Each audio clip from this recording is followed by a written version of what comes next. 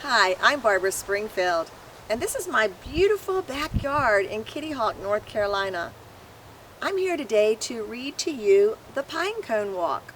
It's a story about a little girl and her grandfather who go for a walk looking for pine cones, but along the way it's all the treasures in nature that they find. It is written by me, Barbara Springfield, and illustrated by Patti Brassard Jefferson. It's dedicated to my husband, Johnny, who walks beside me each day as we discover life's treasures, and to my mom, who showed me the beauty of nature from the very beginning. My grandfather said to me, "Let's go on a pinecone walk. We will look for treasures as we go, keeping quiet. We must not talk." We bundled into our jackets and pushed our hats down tight. We pulled on our boots, opened the door, and stepped out into the morning light.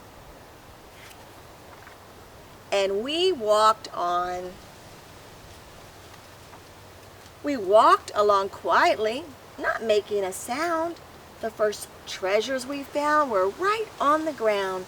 Tracks made by an early morning deer, probably heard us and ran out of fear. A stick that looked like an old man's cane, a stone washed clean by yesterday's rain, and we walked on.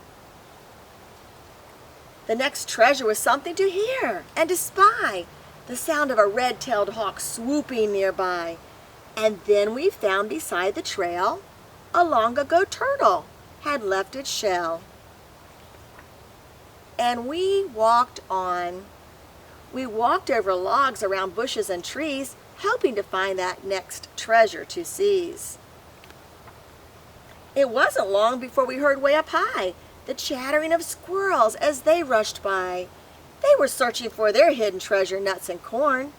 Some were still sleeping on this very cold morn, and we walked on. Now it's time for me to walk on because I'm going to go on a pinecone walk today too and see what treasures I can find. If you'd like to hear the rest of the story, you can get a copy at Barnes & Noble, Amazon, or any cool bookstore. You can go to my Facebook page and like the Pinecone Walk.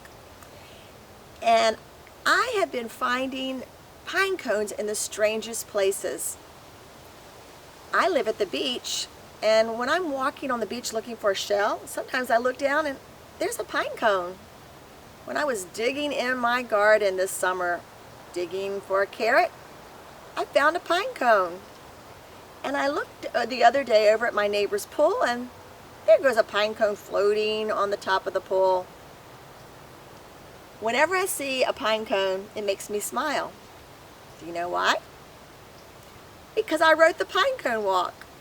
And I hope that you will pick up a copy and read this book and go on a pinecone walk for yourself. And have a great day.